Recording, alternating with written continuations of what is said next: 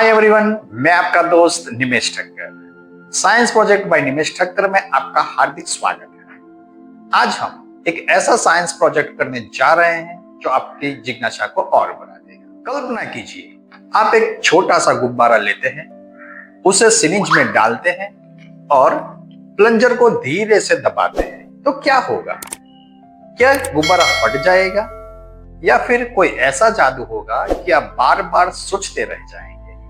आज हम ठीक यही देखने वाले हैं 3 अलग अलग रोमांचक प्रयोगों के जरिए। पहले प्रयोग में हम इस बलून में हवा भरेंगे, दूसरे प्रयोग में हम इस बलून में पानी भरेंगे और तीसरा सबसे अलग रोमांचित प्रयोग है जिसमें हम बलून में हवा और बलून के चारों ओर सिरिंज में हम पानी भरकर देखेंगे कि क्या होता है। ये तीनों प्रयोग बहुत ही महत्वपूर्ण वैज्ञानिक नियम बॉयल के नियम के साथ जुड़े हैं।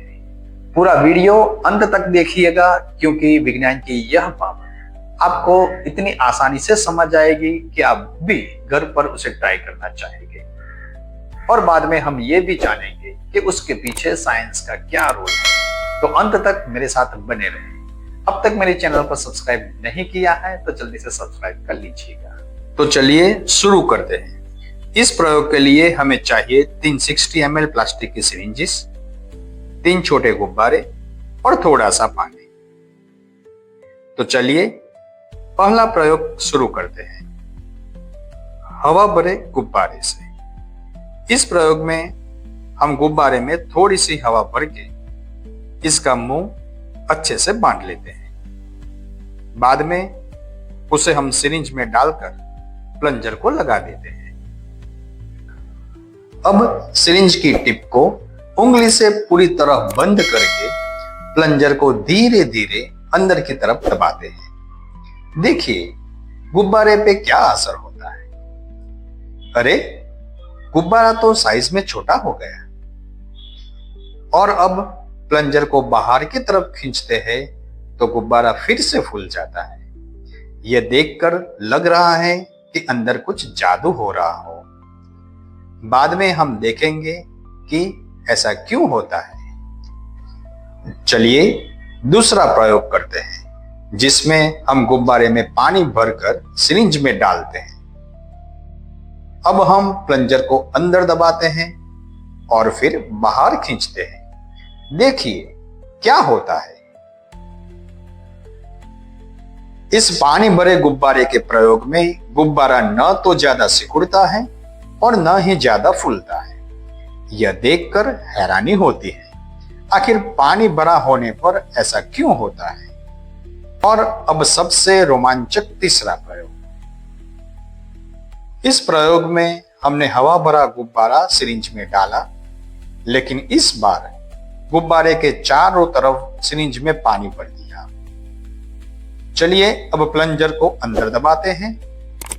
अरे वाह, गुब्बारा बहुत तेजी से और पहले से भी ज्यादा सिकुड़ गया। और अब प्लंजर को बाहर की तरफ खींचते हैं तो गुब्बारा फिर से फूल जाता है।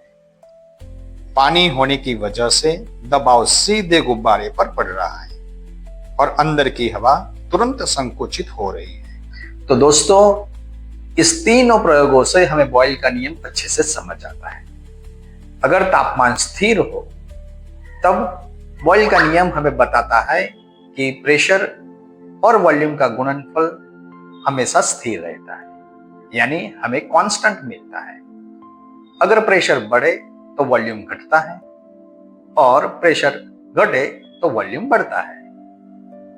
हवा में यह नियम हमें आसानी से दिखता है क्योंकि हवा आसानी से संकुचित हो सकती है और फैल भी सकती है, लेकिन पानी का वॉल्यूम नहीं बदलता। यह नियम हमारे जीवन में कई जगह काम आता है। जैसे डॉक्टर सिरिंज में दवा भरते हैं तब, स्कूबा डाइविंग में गहरे पानी में पानी का दबाव बढ़ने पर हवा की टंकी संकुचित होती है। सांस लेते समय छाती का कद बढ़ने से हवा फेफड़ों में जाती है।